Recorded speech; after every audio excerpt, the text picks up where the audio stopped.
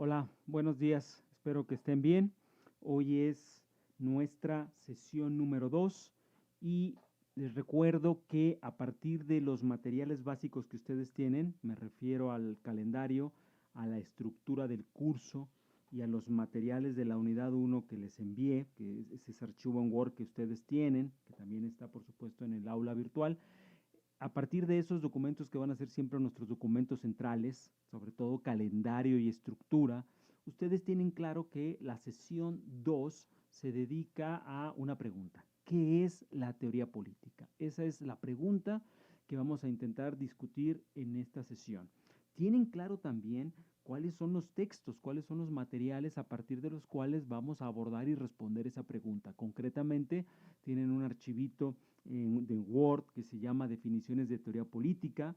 Después en ese mismo archivito tienen un apartado pequeño que se llama Desarrollo Histórico de la Teoría Política. En realidad esos son la página 2, la página 3 y la página 4. Son 2 hojas y media que tienen en ese archivo a su vez llamado material de la unidad 1. Y el segundo material contemplado, el segundo texto contemplado para abordar la pregunta ¿qué es teoría política? Es algunos fragmentos de un libro que se titula Cómo leer, razonar y estudiar ciencia política. ¿De acuerdo? Tenemos nuestra pregunta clave, ¿qué es teoría política?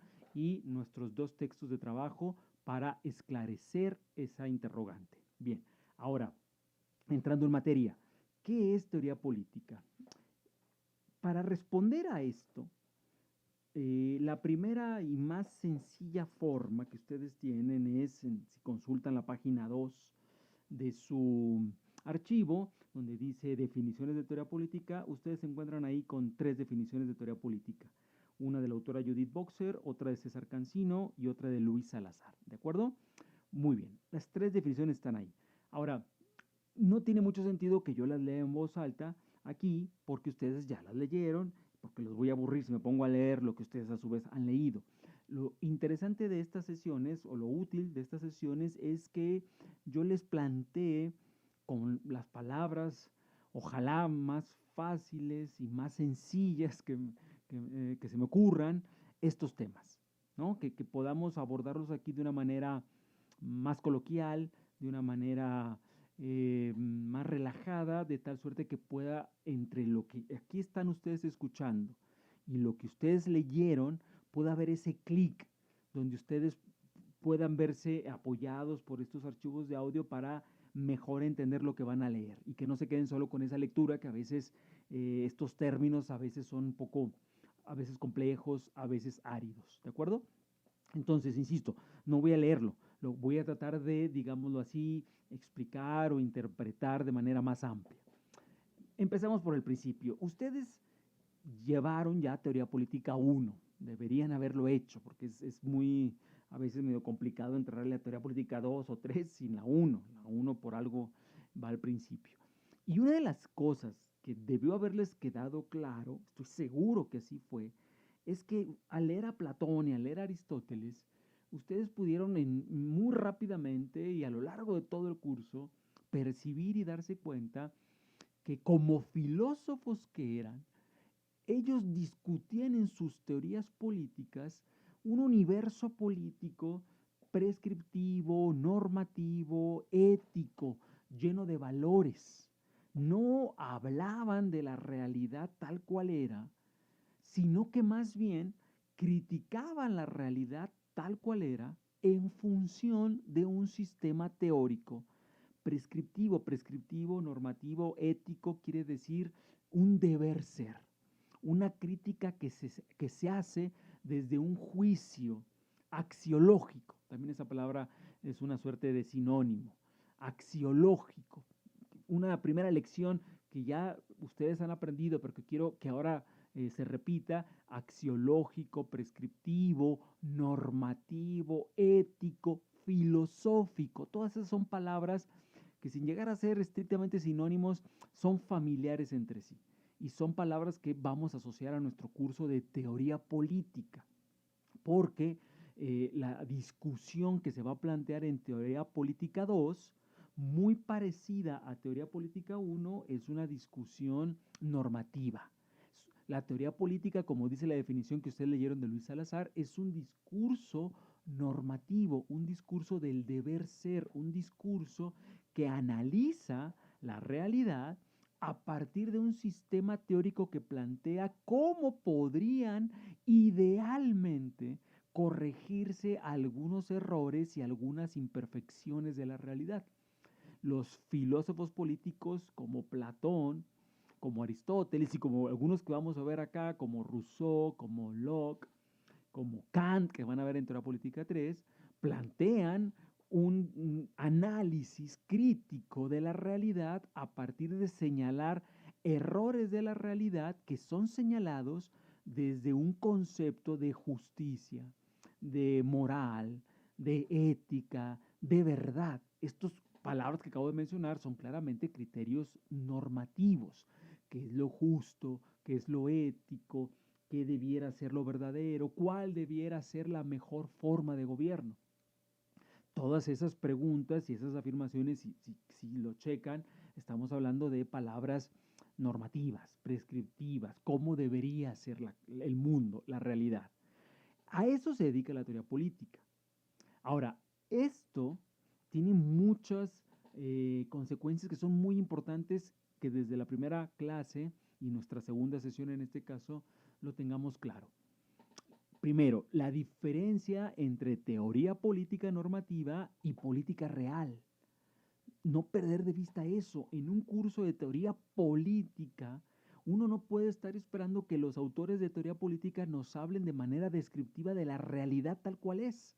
Porque es como si le pidiéramos a Platón, oye Platón, en lugar de hablar de la república ideal, ¿por qué mejor, ahora que vienen las elecciones de 2021, no nos hablas de cómo ganar las elecciones haciendo trampa, pero no siendo atrapado?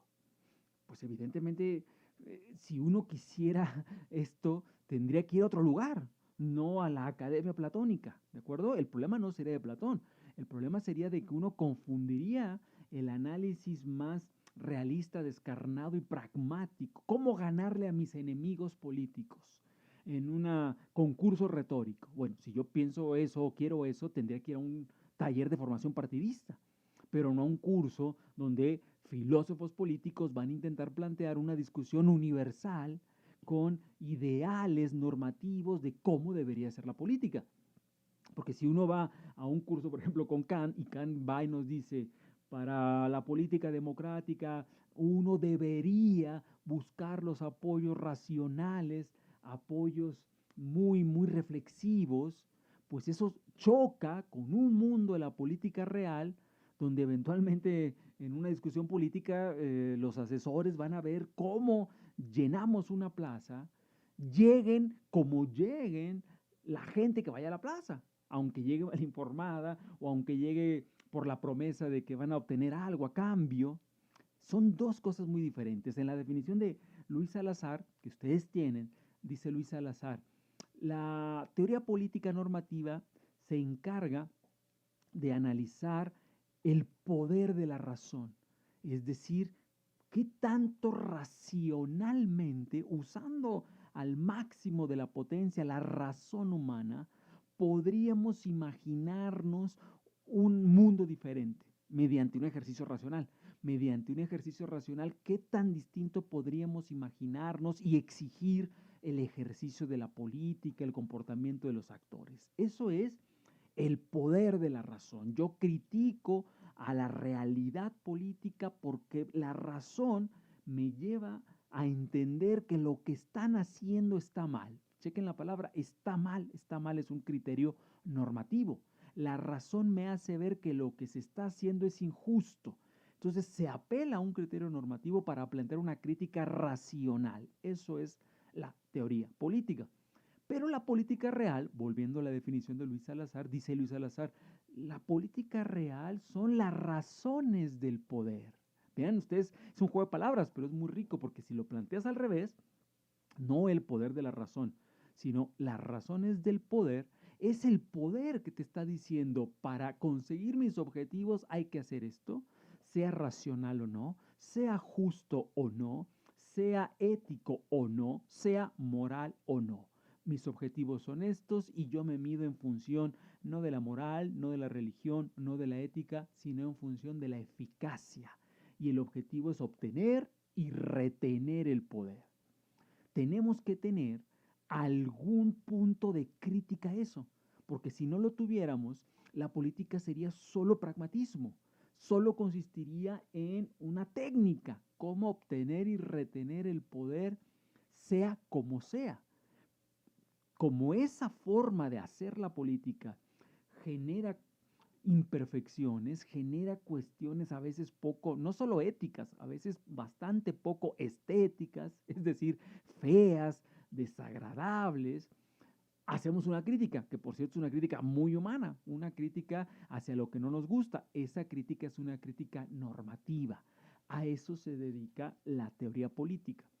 Cuando, para ponerles un ejemplo todavía más concreto, cuando en el día, porque esto lo hacemos todos y cada uno de nosotros en el día, cuando en el día algo nos molesta, algo nos indigna, algo nos agravia, generalmente reaccionamos con una pregunta, algo así como, pero ¿cómo es posible que esto suceda? Pero ¿cómo es posible que esto pase de esta manera? Pero ¿cómo es posible que esto ocurra en este país? Esas preguntas, si se fijan, trae implícito indignación, molestia, desagrado por cómo es la realidad. Estamos criticándola porque nos imaginamos que las cosas pueden ser diferentes, que puede haber un deber ser mejor. Si hacemos eso todos y cada uno de los días, porque en realidad lo hacemos, esto quiere decir entonces que los humanos perfectamente nos podemos mover entre estas dos dimensiones, la realidad concreta, cotidiana, empírica, y la realidad normativa, la realidad prescriptiva, la realidad de los ideales.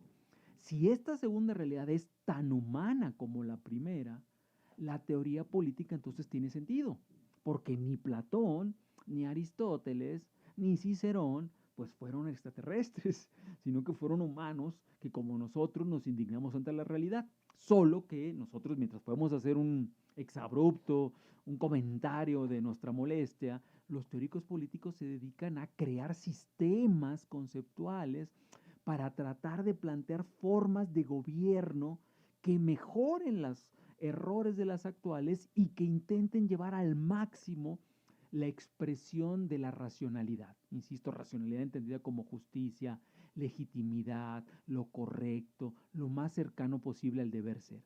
Eso es la teoría política normativa, ¿de acuerdo? Acabamos de hacer la distinción de teoría política normativa con política y acabamos también de explicar algunas definiciones de lo que es la teoría política.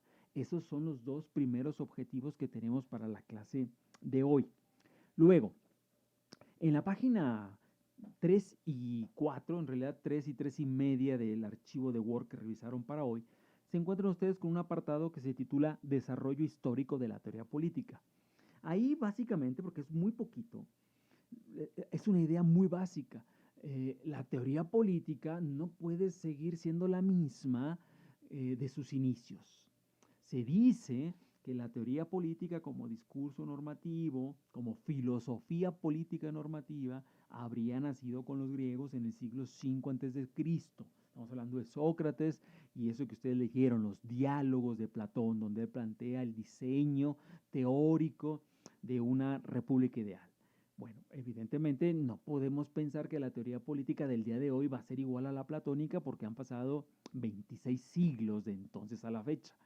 En esa hojita y media que ustedes tienen, esa premisa básica solo se les recuerda, ilustrando, por ejemplo, cómo la teoría política en la antigüedad tenía valores, tenía ideas, tenía premisas muy distintas a las que tenemos el día de hoy, porque, por ejemplo, el valor de la justicia, hoy día seguimos hablando y discutiendo y peleando por la justicia, pero no pensamos que es justo lo que era justo en tiempos de Platón. Para Platón, por decir un ejemplo muy fácil, para él lo justo era que ninguna mujer participase jamás de la República. Hoy día es indefendible esa premisa platónica. Alguien que plantee eso, pues será justamente acusado de ser un pitecantropus, de estar viviendo muchos siglos atrás. ¿De acuerdo? Entonces, Platón decía, los infantes tampoco tendrán jamás ningún derecho. Hoy hay constituciones y derechos para los niños, ¿de acuerdo? Entonces, claro, los valores cambian. Ahí se plantea cómo la idea de la teoría política antigua está relacionada con cierta cosmovisión, cierta forma de pensar el mundo en la antigüedad.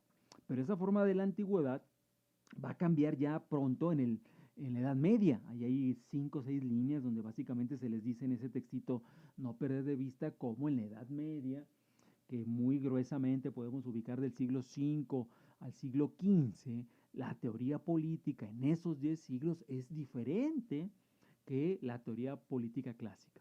Pero también será diferente la teoría política que viene, que es la del Renacimiento y la modernidad. Ahí ya es clave porque ya estamos entrando a uno de los primeros autores que vamos a ver aquí más adelante, que es por supuesto Maquiavelo.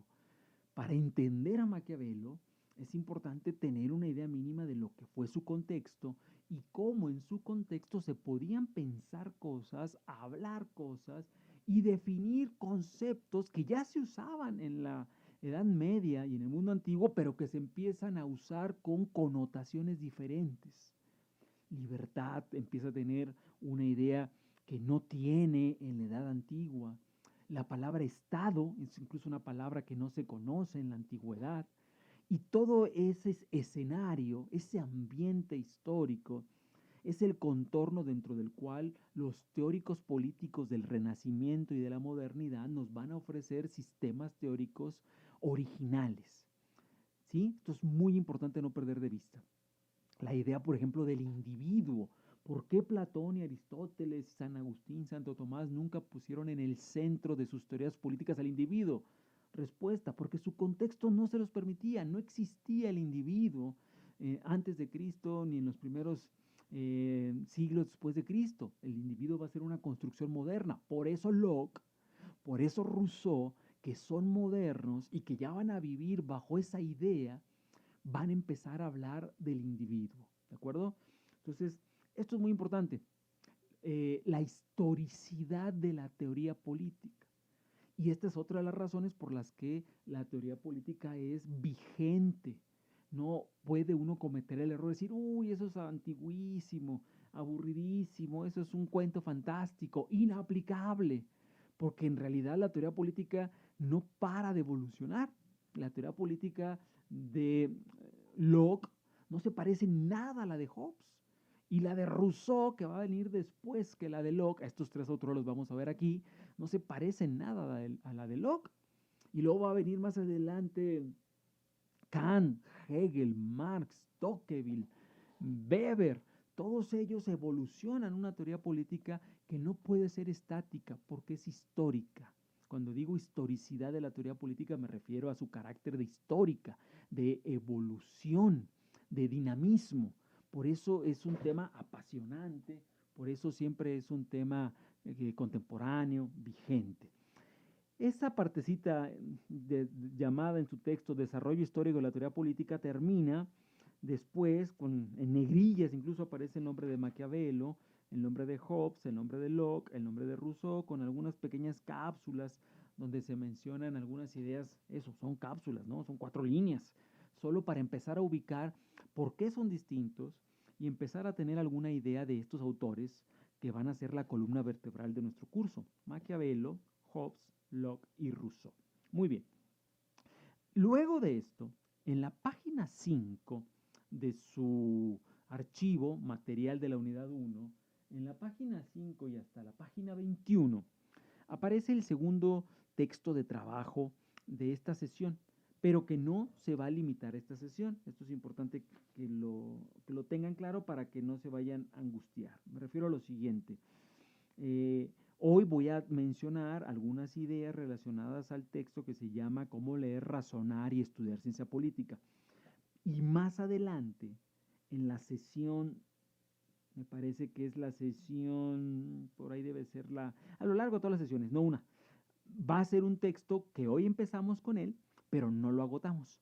Vamos a seguir leyéndolo, por eso es el texto.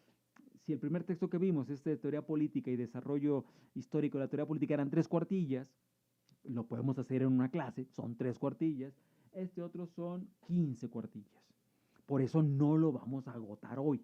Hoy voy a mencionar algunas cosas de ese texto, pero lo seguiremos viendo a lo largo de 6 o 7 clases más, sesiones más. Así que no se vayan a angustiar si hoy no paso de 2 cuartillas, tienen 15 y ustedes piensan que ya dimos las otras 13 por dadas. No, vamos a seguirlo viendo, ¿de acuerdo? Quizá hoy, con que veamos la presentación que está en la página 5 hasta la 6 y el prólogo que está en la página 7 y 8 podría ser suficiente. Porque son ideas muy simples, bastante simples.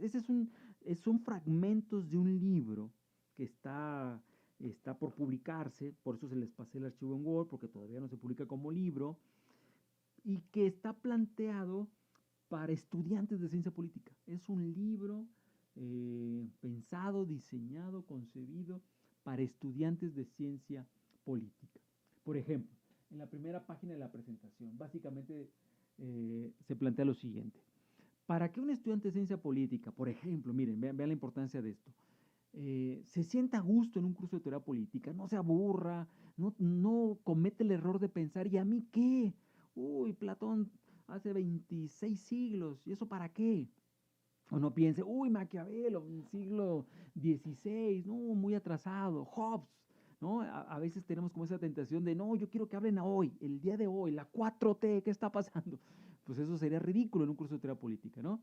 Entonces, para que uno tenga claro y no se vaya a desanimar de que un curso de teoría política necesariamente es prescriptivo, normativo, filosófico, está basado en mucha lectura y está basado en grandes clásicos que además hablan pues con unos vocabularios y a veces unas expresiones que a veces nos suenan como poco familiares. Una clave para que eso no nos desanime, se plantea en la página 2 de la presentación del texto, es tener una vocación de estudio.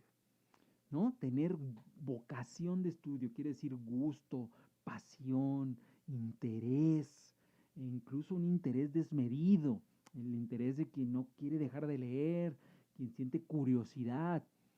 Pero para tener esa vocación, pues hay que estar en ese lugar que nos despierte precisamente el interés, la pasión, el gusto, el divertimento. Y muchas veces pasa, toda la vida ha pasado desde que inicia la carrera de ciencia política, que a veces uno no tiene muy claro qué es la ciencia política, para qué sirve, de qué se trata. En esa presentación es un texto que les pregunta a los lectores, ¿estás seguro de que tú tienes claro de que, por ejemplo, la ciencia política no es para formar políticos? Uno no estudia una carrera de ciencia política para hacerse político. Uno no estudia una carrera de ciencia política para hacerse diputado. A uno no le van a enseñar cómo obtener el poder. Ni tampoco en una carrera de ciencia política a uno le van a enseñar cómo ser el asesor del poderoso, el asesor del príncipe. Hay mucha gente que a veces estudia la carrera pensando en que les van a enseñar algo así como la fórmula mágica, ¿no? Así media, incluso misteriosa, así como un pacto diabólico para llegar al poder. Y claro, si esperan eso y empiezan a estudiar Platón, Aristóteles, Sócrates, San Agustín, Santo Tomás, pues uno se aburre porque dice, uy, ¿eso qué tiene que ver con el día a día y con lo que yo quiero saber? ¿Cómo le voy a susurrar eso a la oreja del poderoso? Se va a aburrir. Pero el problema ahí no es del curso, el problema ahí es de a lo mejor tener una idea desenfocada de lo que es la ciencia política. En la página 6 y 7, 5 y 6, perdón, de la presentación, se abordan precisamente ese tipo de cuestiones, que uno tiene que estudiar ciencia política preguntándose si la idea que uno tiene de lo que es la ciencia política es una idea más o menos ajustada. Porque ciencia política es una carrera universitaria, no es un trampolín al poder. Ojo con eso.